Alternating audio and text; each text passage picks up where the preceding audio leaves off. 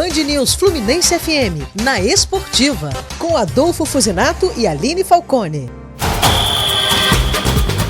Olá, um ótimo dia para você. A partir de agora você fica por dentro do que acontece de esportes no Rio, aqui com a gente. E neste fim de semana tem dicas de programas esportivos para todos os gostos, corridas, treinos e até competições na Baía de Guanabara. Mas antes da programação, o assunto mais comentado da semana foi a lista de convocações do técnico Dunga para a Copa do Mundo na África do Sul, Adolfo. A competição começa em menos de um mês e olha, o papo rendeu a semana inteira. Muitos criticaram, poucos elogiaram e alguns já esperavam pelo resultado.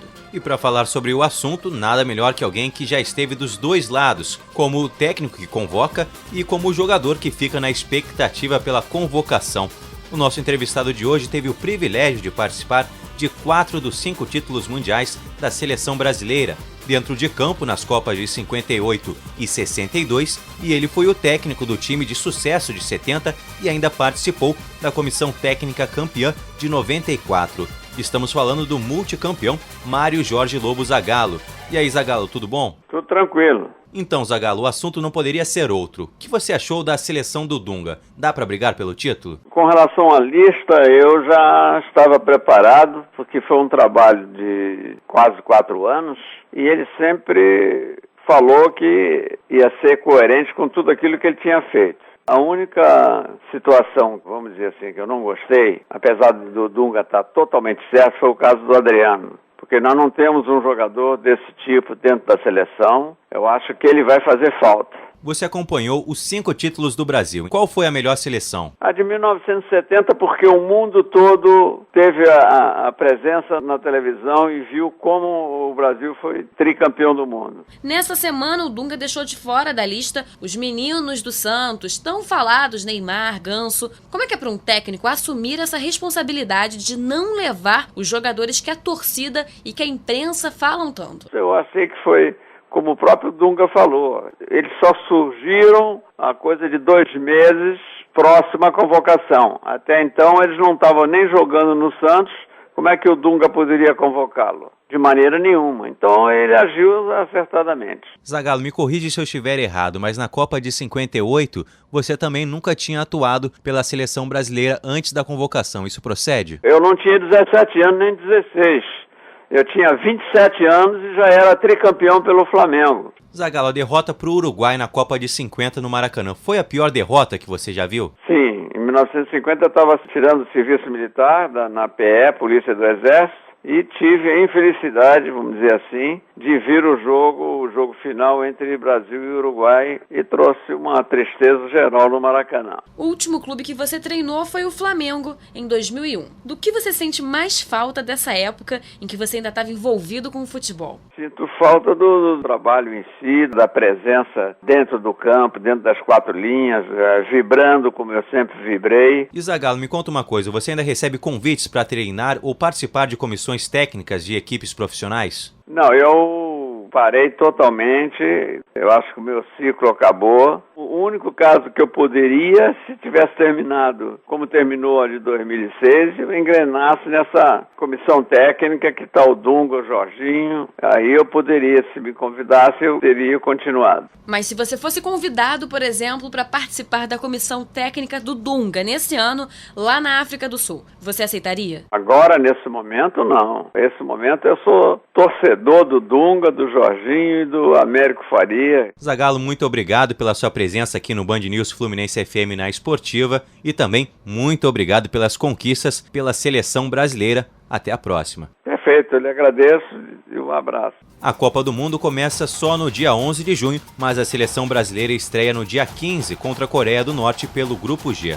Mas enquanto a data tão esperada não chega, você confere o que tem de melhor na programação esportiva aqui do Rio. Essa é para quem gosta de correr.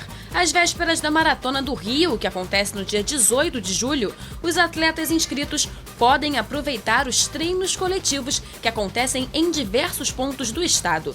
Nesse domingo, o treino será na Quinta da Boa Vista. Para mais informações, acesse o site maratonadorio.com. unisportesaúde.com.br. Também neste domingo acontece a corrida e caminhada contra o câncer de mama, que une esporte e saúde. A largada será no Aterro do Flamengo a partir das 8 horas da manhã. Homens e mulheres podem participar. Para tirar outras dúvidas é só acessar o site iescom.com.br. Ainda falando sobre velocidade, mas também de conscientização, termina neste fim de semana a primeira etapa do Desafio Solar 2010, uma competição que reúne barcos movidos exclusivamente à energia solar. A prova vai acontecer na Baía de Guanabara, com a primeira largada prevista para as 9 da manhã e a segunda às 2 da tarde. Entre os participantes estão 12 equipes de universidades, além de alunos do projeto Grael, idealizado pelos campeões olímpicos Torben Grael, Marcelo Ferreira e Lars Grael. Mas neste fim de semana também tem futebol. Tem sim.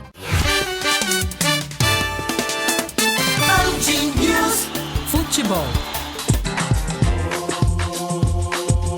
E tem segunda rodada do Brasileirão. Nesse sábado, o Flamengo enfrenta o Vitória no Barradão às 6h30 da tarde. Depois da derrota para a Universidade de Chile pela Libertadores, alguns jogadores serão poupados para o confronto da próxima quarta em Santiago. O Império do Amor precisa recuperar a confiança da torcida, que está insatisfeita depois das últimas atuações. Também às 6h30, o Fluminense recebe o Atlético Goianiense no Maracanã. O tricolor carioca tenta a primeira vitória sob o comando de Muricy Ramalho. Para reforçar o grupo para a temporada, a equipe das Laranjeiras trouxe o lateral Carlinhos, que se destacou no Paulistão pelo Santo André, mas que só será apresentado na próxima segunda-feira. No domingo, o Botafogo vai a campo contra o São Paulo em pleno Morumbi, às 4 horas da tarde. Para essa partida, Joel não vai contar com o atacante Loco Abreu, que viaja nos próximos dias para se juntar à seleção do Uruguai. O time alvinegro está na expectativa com a volta do ídolo Maico Suel, que está curtindo férias no Brasil, Adolfo. E no mesmo dia, o Vasco tem uma tarefa dificílima: vencer o Palmeiras. A última vitória contra o Verdão no Campeonato Brasileiro foi em 2006. O Gigante da Colina pretende transformar São Januário em um verdadeiro caldeirão para receber a equipe paulista às 6h30 da noite. E o grande reforço da equipe Cruz Maltina para o campeonato é o meia Zé Roberto, que sonha reeditar a dupla de ataque com o Dodô. Mas o Dodô não tá mantendo uma regularidade, né, Adolfo? Primeiro, acho que os dois têm que conquistar a vaga no elenco principal, né? É verdade, ele começou muito bem no Carioca, mas depois teve uma queda de produção muito grande. Mas eu acredito que ele ainda vai dar algumas alegrias à torcida vascaína. É esperar pra ver, hein? E o nosso Papo na Esportiva fica por aqui. E você também pode participar do programa com sugestões, críticas e elogios pelo e-mail ouvinterj@band.com.br. Um ótimo fim de semana pra você. Até a próxima.